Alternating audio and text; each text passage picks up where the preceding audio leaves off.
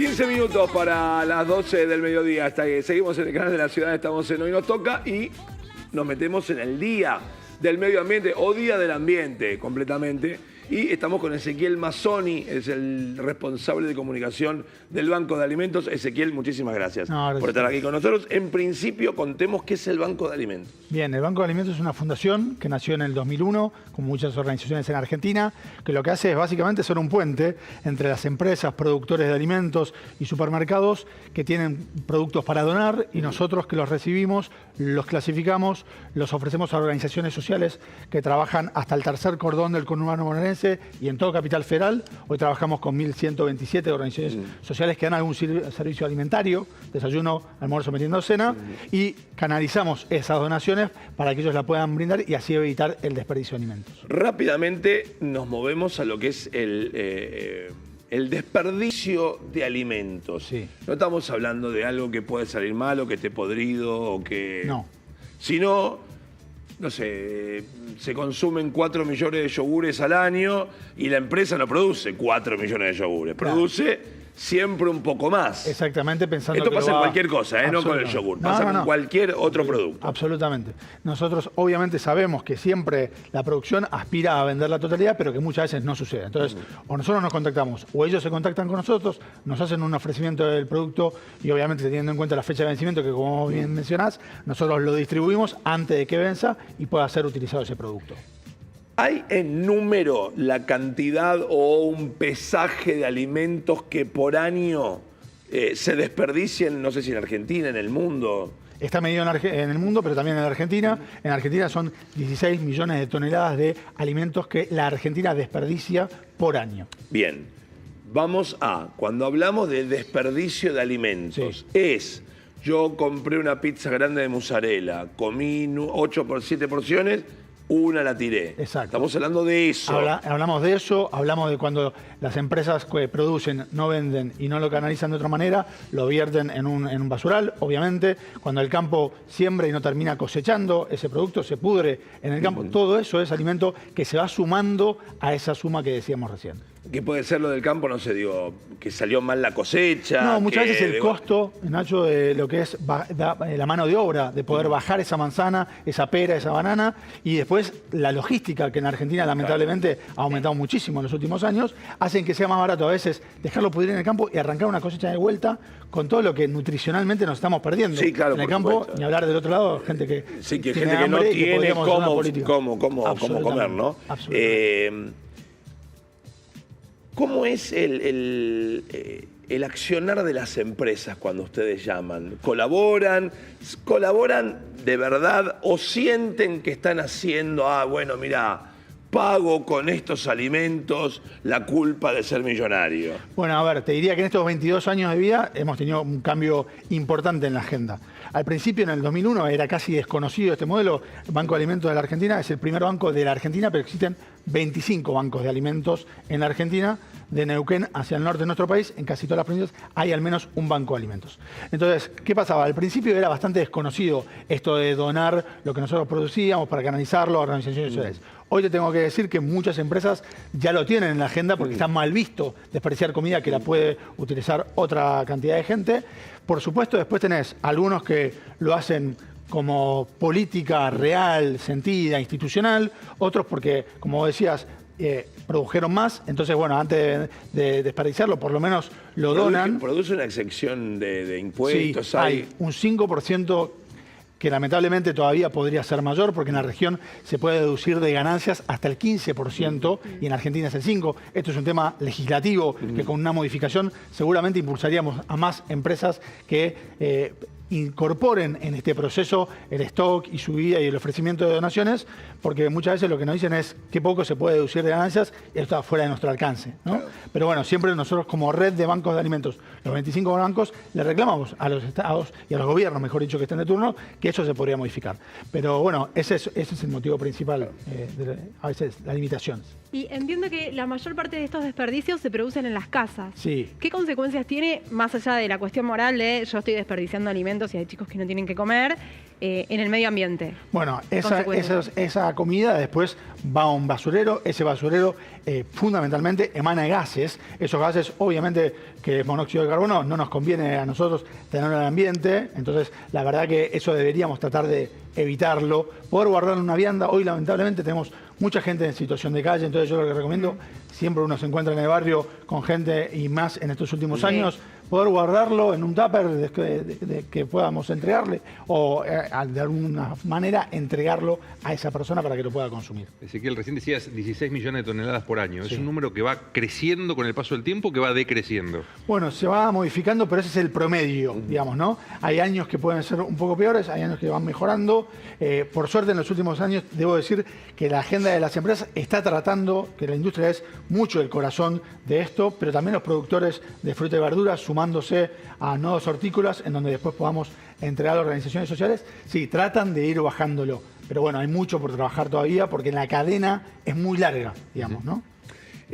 Vamos ahora a estar hablando con Laura Rocha. Ella es periodista de Periodistas por el Planeta. Laura, ¿me escuchás? Buen día, ¿cómo te va? ¿Qué tal? ¿Cómo están? Gracias por la invitación. Por favor, Laura, muchísimas gracias a vos por darnos este ratito de tu tiempo. El ambiente es un tema que siempre estuvo.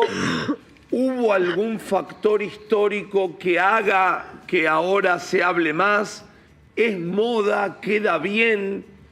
¿Cómo podríamos abordar el tema en los medios y tal vez también desde el periodismo y de los libros, el abordaje del tema ambiente?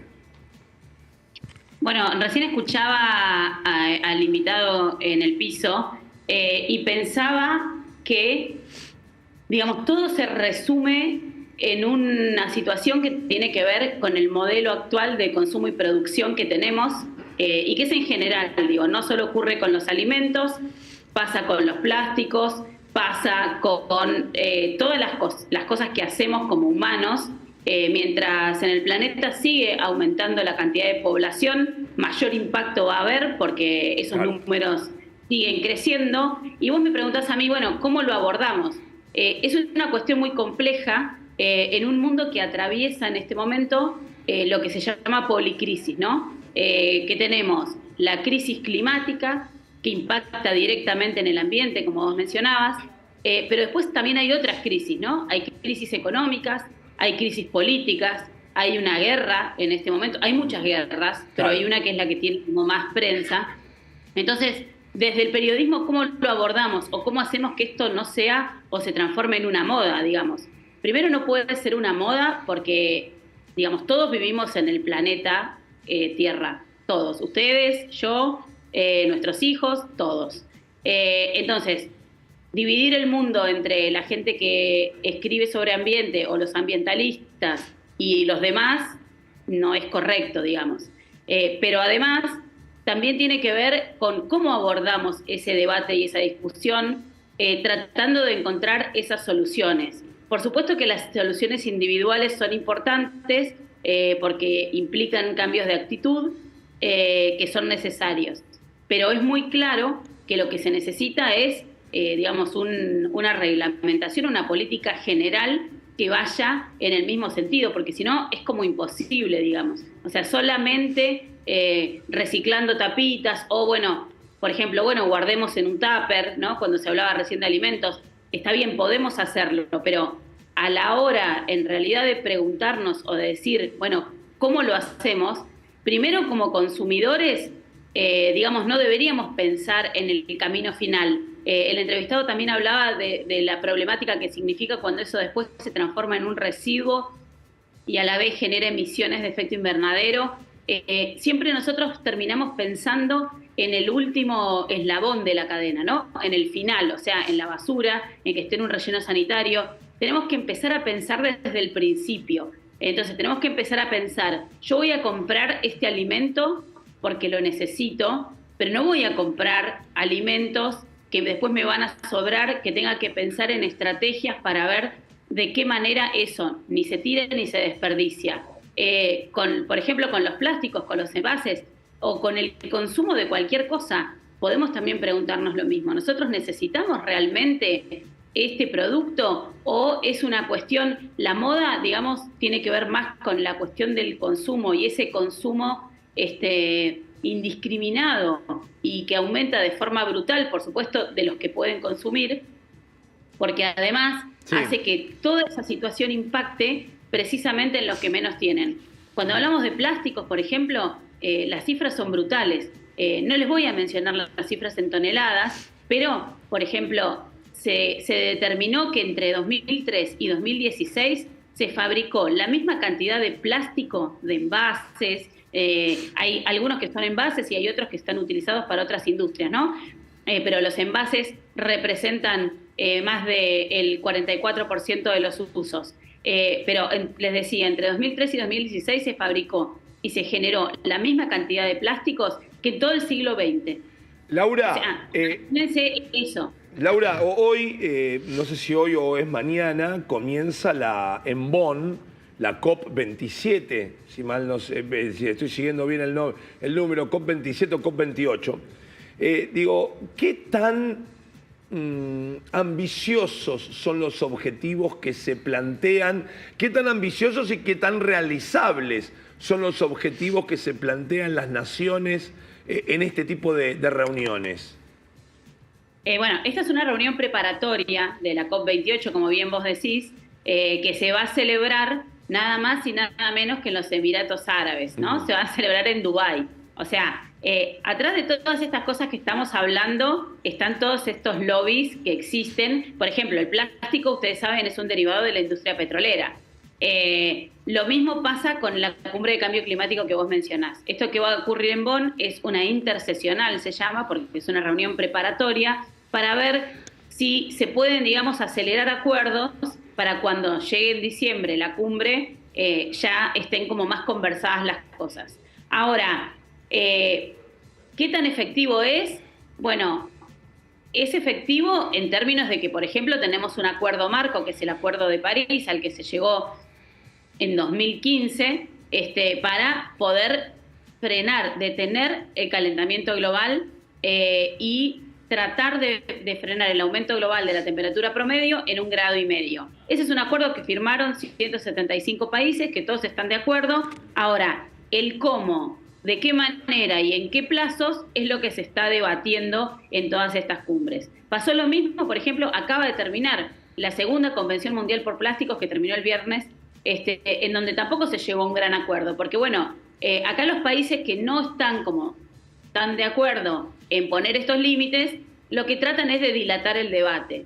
Entonces, sigue pasando un año más, sigue discutiéndose un acuerdo más y todavía sigue habiendo un poco más de tiempo para que estas industrias sigan generando no solamente productos y sus derivados, sino también, por supuesto, consumo, ¿no? O sea, y el consumo viene a caer de nuestro lado, ¿no? Esto que les decía al principio. Laura, te agradecemos enormemente tu tiempo. Muchísimas gracias. Gracias a ustedes. Ahí estamos, Laura Rocha, de Periodistas por el Ambiente.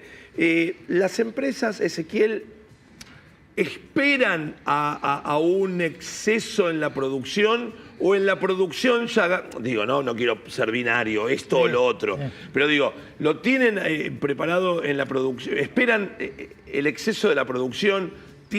¿Proyectan decir, esto vamos a donarlo al banco y esto es para la venta? ¿Cómo va funcionando ese sistema? Tenemos de los dos casos, Nacho. Tenemos aliados que dicen, nosotros institucionalmente decidimos donarles mensualmente, quincenalmente, con X cantidad de frecuencia, una cantidad de alimentos que nosotros producimos. Como política institucional. No importa si vendemos mucho, poco, mediano, esto se va a mantener porque para nosotros es una preocupación real. Y otros, como a veces sucede y que me mencionabas, mira, no pudimos vender X cantidad de producto, lo queremos donar porque no queremos que se desperdicie. Entonces tenemos ese mix de aliados de las dos características. Imagino también que tenés también el remedio y la enfermedad, ¿no? Decir, bueno, yo te dono esta cantidad de producto, pero ese producto está en un plástico. Entonces vos después lo agarrás y después decís, che, bueno, pero espera, el plástico después recíclenlo. Bueno, o sea, es toda la cadena de decir, eso es lo que tratamos de trabajar, claro, con las organizaciones. Sacamos 1 tonelada de alimentos que se pierden, Exacto. pero hay 1 tonelada de plástico que también tenemos acá de nuevo. Sí, absolutamente. Ahí trabajamos mucho con las organizaciones sociales para que puedan guardar este plástico,